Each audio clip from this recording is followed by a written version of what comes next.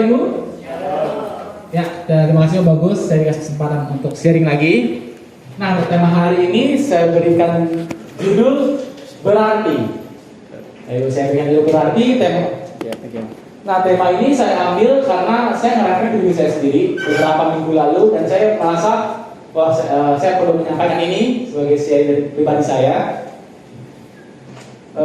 Ketika saya kemarin baru aja ketemu teman-teman, terus saya tanya Abir, kita ngobrol-ngobrol, kita tanya Abir, gimana kabar lu, plan lu gimana, lu ke depan mau apa? Dan jawaban mereka selalu hal yang luar biasa. Oh, gue lagi kerja di perusahaan auditor, gue bertahan karena gue mau jadi partner, misalnya mau jadi orang tertingginya, gue mau bikin KP sendiri, perusahaan akuntansi sendiri. Terus ada lagi yang bilang, oh gue fotografer, gue mau gedein perusahaan ini. Terus ada lagi yang bilang, oh gue lanjutin usaha bokap gue. Terus gue main tomat impor gitu. Dia bilang kayak gitu. Terus saya juga kemarin kita tanya juga di Yud, plan kalian mau apa? Dan jawabannya luar biasa semua. Ada yang mau jadi bisnismen, ada yang mau jadi bahkan detektif.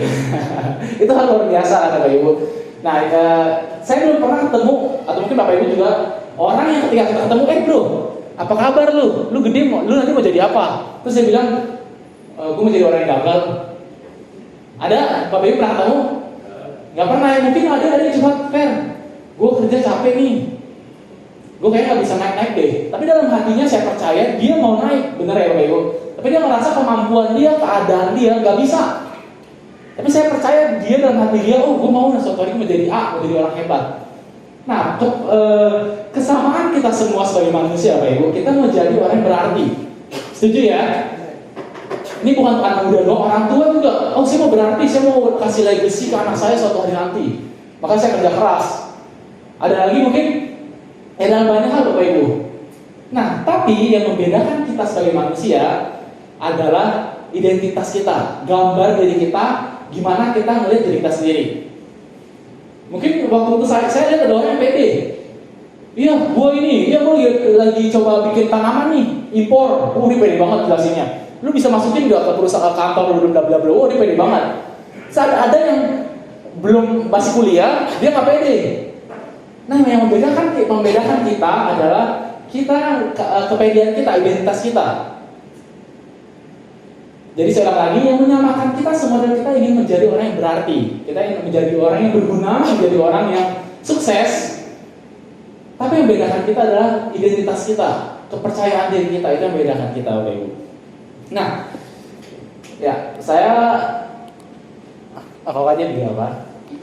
Oke.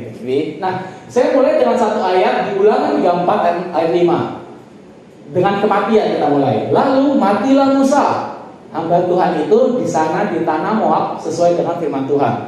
Kita tahu Bapak Ibu, Musa ini adalah nabi yang luar biasa. Hampir di semua kitab di agama lain juga menceritakan kisah Musa. Setuju ya? Dan bahkan Musa ini digambarkan Yesus di zaman dulu, di mana dia datang ke bangsa Israel, dia bebasin bangsa Israel. Ya Ibu. Nah, singkat cerita, Musa harus mati. Jadi Musa ini orang yang luar biasa. Dia membawa 2 juta lebih orang keluar dari Mesir. Dia membawa orang itu, walaupun dalam perjalanannya kita tahu keadaannya, nanti kita akan bahas juga. Nah, lalu setelah ayat ini selesai, siapa Bapak Ibu menggantikan dia? Yosua. Kita harus masuk aja ke ayat kedua. Oke, nah ketika Yosua memegang Tuhan suruh Yosua, nah kita bisa baca ayat ini.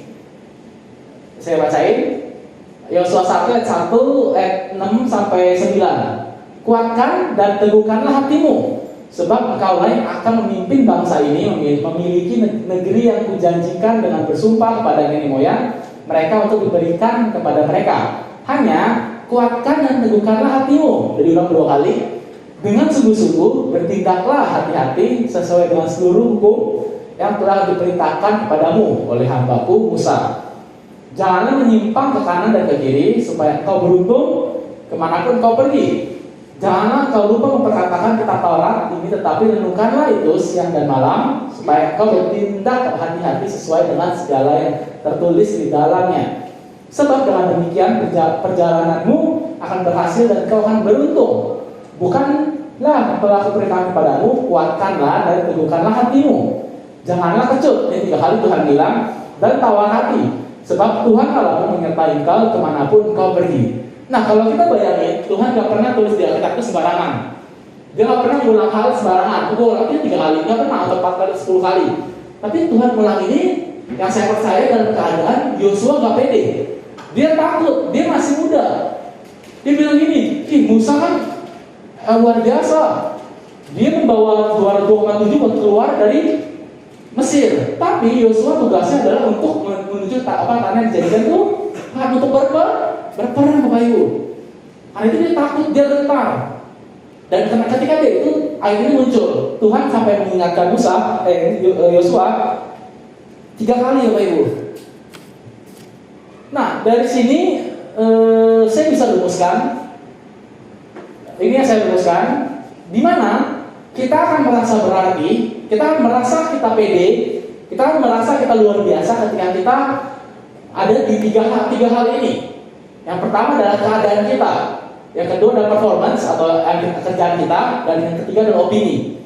Kenapa saya bisa bilang ini? Ini yang terjadi pada semua perjanjian lama, mungkin perjanjian baru juga, hampir semua. Kecuali Daud, ketika ada Goliat yang ngeledek, Daud masih maju. Tapi ini terjadi hampir ke semuanya.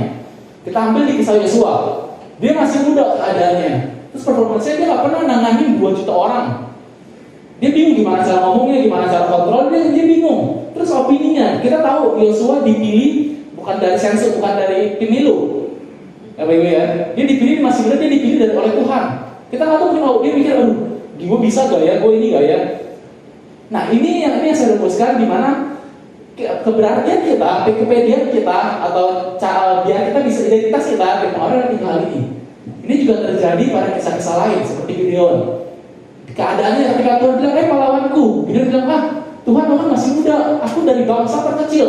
Dia mulai pakai keadaannya, performance-nya, dia belum pernah perang, dia takut, dan opininya nanti orang-orang bilang apa. Nah ini yang mempengaruhi keberanian kita Bapak Ibu. Nah, kalau kita punya menjadikan 3 ini dasar, maka kita akan punya kehidupan yang rapuh. Kenapa? Karena ini terjadi dalam kehidupan kita sehari-hari. Ini kehidupan kami mungkin yang masih muda, dan ini menjadi ketua Bapak dan Ibu juga. Dimana ketika kita fokus ke 3 hal di atas, kita akan mulai jatuh ke dalam kinerja iblis. Dimana iblis akan membuat kita membandingkan.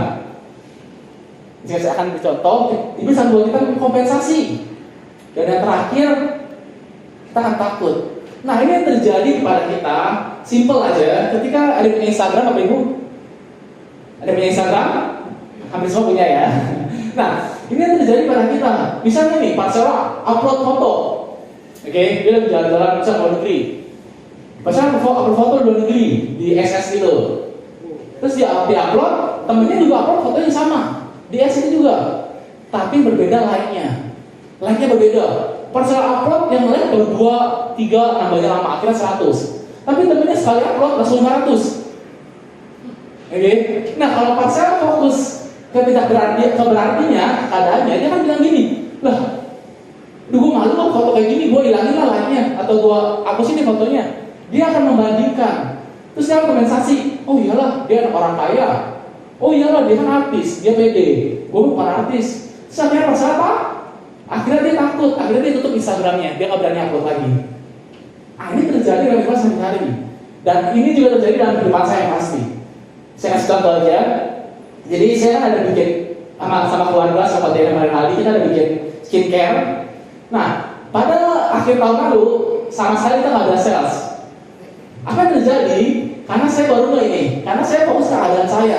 Di Desember kalau Bapak Ibu buka Shopee, Something, Scarlett, semua promonya luar biasa, buy one get one, banting harga. Nah saya fokus, ini kayaknya nggak bakal bisa nih, nggak akan laku nih, percuma nih. Terus gak ke performance, ke opini juga. Karena saya bilang, ini juga nih mereka nih luar biasa loh promonya, review books bagus. Dan akhirnya saya membandingkan, iya benar juga. Kayak jangan iklan dulu deh, sayang duit kalau buat iklan. Akhirnya saya kompensasi, jadi pemain gede, dia sewa artis Korea. Saya bermurah, saya sewa parcela gratis. Akhirnya saya takut, akhirnya saya nggak berani untuk iklan. Dan akhirnya di Januari saya mulai tertegur, akhirnya saya mulai iklan lagi dan puji syukurnya, laku, Bapak Ibu, ada beberapa laku. Dan ini terjadi dalam kehidupan kita tanpa kita sadari. Saya nggak tahu untuk Bapak, mungkin Bapak Ibu juga dalam usaha Bapak Ibu. Bapak Ibu mulai dalam keadaan nih, sulit nih, nggak bisa nih, corona nih, Tanah Abang tutup nih atau apa nih.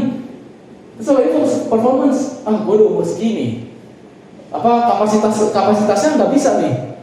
Terus opini, mungkin istrinya atau orang luar, susah lah lu, gua aja udah ganti usaha, susah tutup, ganti aja. Nah kita membandingkan, oh iya benar juga kata tuh orang, kayak gua nggak bisa deh, kayak gua perusahaan gua gini-gini aja deh. Kita mulai kompensasi, kita mulai, ya bener sih, ya udahlah. Akhirnya kita takut, kita nggak pernah membangun usaha kita. Kita nggak berani keluar rumah nawarin dan lain-lain. Ini juga terjadi pada karir ya Bapak Ibu. Saya juga ngalamin ini. Ketika saya kan data analis, itu rata-rata IT. Saya mulai, kayak gue alam IT. Terus gue cuma bisa aplikasi ini doang. Mulai, iya bener Fer, kalau di perusahaan ini tuh dia butuh ini. Terus saya mulai membandingkan, beda lah, kayak gue di bagian ini aja lah. Terus kompensasi, ya, terus akhirnya takut, nggak berani untuk apply, nggak berani untuk coba dan untuk belajar. Ini Bapak Ibu. Nah, kalau kita menaruh dasar kita ke dalam hal ini, keberartian kita dalam hal ini, kita akan rapuh. Itu yang bagus dan Bapak sering sampaikan tentang keberartian, di mana kita ini luar biasa. Dan ini Alkitab ini yang hebatnya Tuhan Yesus kita adalah dia sangat menghargai hubungan. Kalau saya jadi Tuhan Yesus, ketika saya suruh Gideon, lu pimpin deh. Tuhan, aku nggak bisa. Oh yaudah, gue cari yang lain yang mau. Karena males, kita harus hadapin. Tuhan harus pelan-pelan, harus sabar. Lu itu luar biasa. Tuhan buktinya mana? Tuhan harus kasih bukti lagi. Nah ini Tuhan kita luar biasa. Dia mau pakai kita. Dia sangat menghargai hubungan. Dia harus mendebatkan lah. Dia harus sediakan waktu untuk kita berdebat untuk hal ini. Ketika kita tahu, keadaan kita itu dari Tuhan, performa itu dari Tuhan, apa kita dari Tuhan. Akhirnya Gideon berani, Bapak Ibu. Nah, saya next lagi. Ya, nah kalau kita fokus ke dalam tadi keadaan, kemampuan, sama opini, itu tuh naik turun. Kadang lagi bagus, kita naik. Kadang kalau misalnya lagi jelek, kita turun. Misalnya kita lagi banyak uang, orang-orang opini hebat tuh, biar kita lagi melorot, orang-orang pergi. Nah, ini itu adalah hal-hal yang sangat nggak bisa, sangat rapuh lah. Kita nggak bisa andalin hal ini. Tapi secara manusia, ini yang terjadi dalam hidup kita, secara nggak langsung.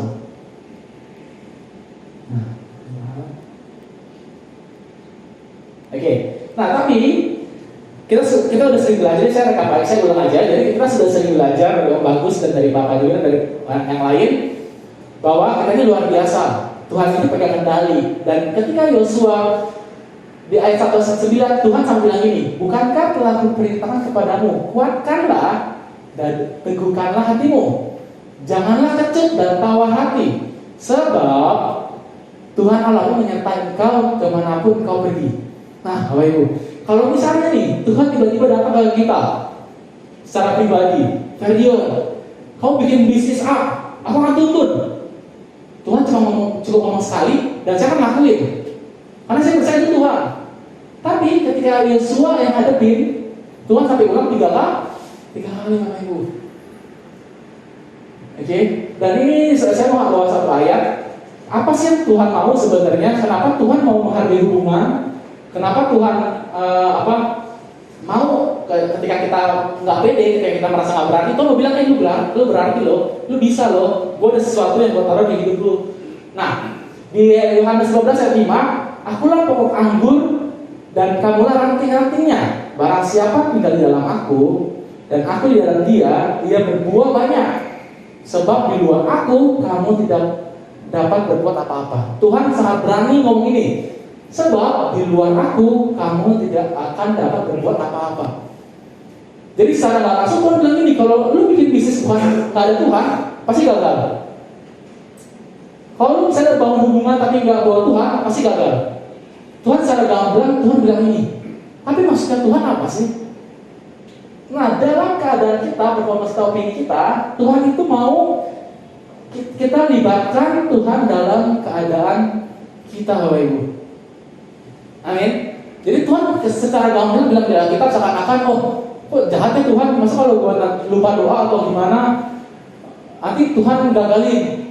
Enggak, Bapak Ibu. Tapi jadi Tuhan mau, pas Tuhan adalah Tuhan mau kita libatkan Tuhan dalam keadaan kita, dalam performance kita dan opini kita. Jadi yang dulunya keadaan kita jadi keadaan Tuhan, performance kita jadi performance Tuhan, dan opini kita, opini orang lain jadi opini Tuhan dalam hidup kita.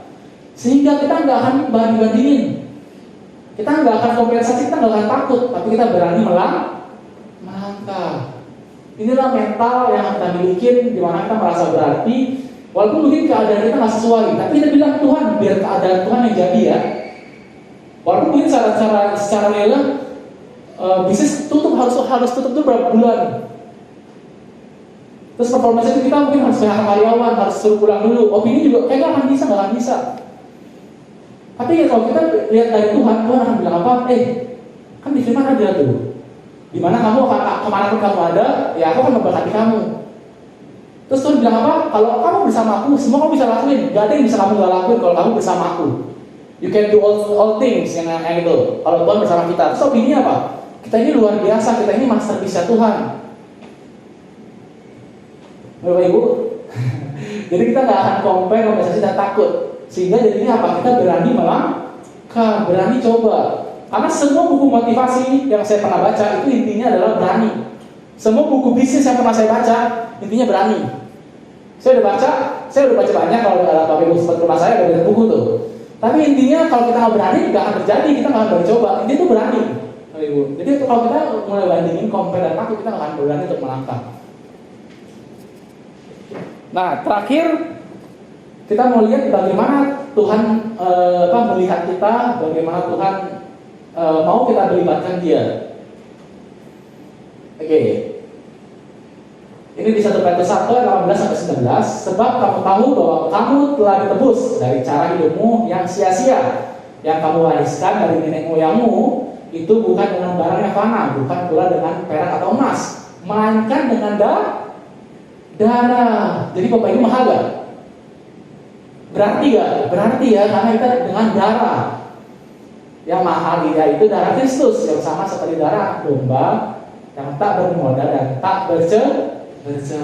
Jadi ingat, kita sangat berarti di mana Tuhan membayar kita bukan emas dan perak, itu dengan darah. Jadi walaupun mungkin keadaan Bapak Ibu saat ini kesulitan, harus tutup dan lain sebagainya, ingat, kita punya mental, bukan mental tempe, tapi mental anak Tuhan. Amin.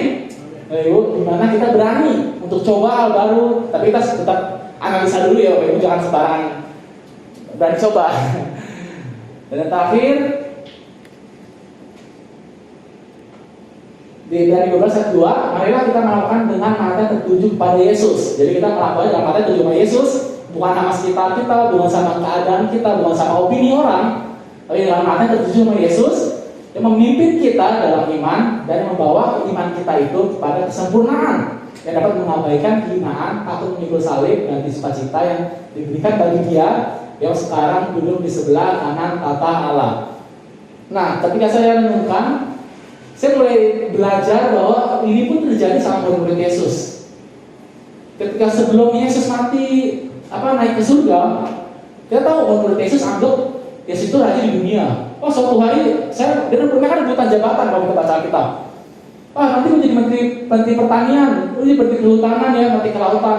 Jadi ketika Yesus mati, mereka semua kecewa. Bahkan kalau kita baca ada yang pulang kampung sampai lupa Tuhan Yesus, karena mereka kecewa. Mereka keadaan mereka katanya Tuhan raja. Gue udah jual harta gue udah tinggalin keluarga, tapi kok jadi kayak gini? Mereka kecewa sama keadaan, mau pilih mana katanya anak raja, dicaci-caci sama orang. Tapi kalau kita lihat ketika Tuhan Yesus sediain waktu, mulai sebagai hari ketiga, dia sediain 40 hari waktu bersama murid-muridnya untuk menyatakan kasihnya, menyatakan identitas murid-murid itu apa, menyatakan bahwa mereka berharga. Kita bisa tahu hampir semua murid Yesus matinya martir, kecuali Yohanes, ya di Pulau Patmos. Nah, ini saya pelajari, ini saya renungkan di mana ya ketika kita sadar kita berarti, kita sadar Tuhan itu, kita melibatkan Tuhan, ya benar ayatnya bilang kita bisa ngelakuin apa aja. Dan Paulus juga dia bilang apa? Kita itu kerja lebih keras daripada orang yang kena kasih karunia. Kita bekerja 2 kali, 3 kali, 4 kali lipat lebih keras. Jadi bukan berarti kita malas-malasan, oh thank you Tuhan kau baik, aku percaya besok aku dapat kerjaan, aku dapat order, gak gitu. Mungkin Tuhan bisa, kita tahu dapat order bisa, tapi Tuhan mau kita sama-sama menjadi alatnya untuk kita bekerja, untuk kita berani, untuk kita keluar dari kenyamanan, ketakutan kita. Amin Bapak Ibu. Dan yang terakhir, di Matius 4 ayat 19, Yesus berkata kepada mereka, mari ikutlah aku dan kamu akan menjadikan penjala manusia. Maksudnya apa Bapak Ibu? Jadi setiap kita ini punya tujuan yang Tuhan kasih itu beda-beda. Mungkin ada dalam bisnis, ada dalam karir, ada dalam keluarga. Yang bagus juga sering bilang, ada mungkin dalam gereja ini, gereja juga. Jadi kita punya panggilan beda-beda. Jangan membandingkan. Oh enak tuh kalau dalam bisnis, banyak duit. Kita nggak tahu aslinya gimana. Oh enak tuh dalam karir, mau ada badai pun dia masih kerja. Kita nggak tahu dalamnya gimana. Mungkin dia bergumul dan lain sebagainya. Jadi yang saya sampaikan adalah biarlah Yesus yang menjadi keadaan kita, biarlah Yesus yang menjadi performance kita, dan biarlah opini Yesus yang menjadi menentukan kita, jangan orang lain. Karena kalau kita mau mendasarkan 3 hal ini bukan dengan Yesus, kita akan punya mental yang rapuh. Karena keadaan, performance, opini ini berubah-ubah. Performance kalau udah tua nggak kayak zaman dulu, kayak papa kadang sakit kaki gitu-gitu, padahal dulu kan jago kemana-mana. Dan opini juga lu udah inilah dan lain-lain, keadaan juga. Ayo Bapak Ibu, jadi sertakan Yesus dalam segala proses hidup kita, karena Tuhan mau secara pribadi membawa kita naik dan bukan turun. Amin.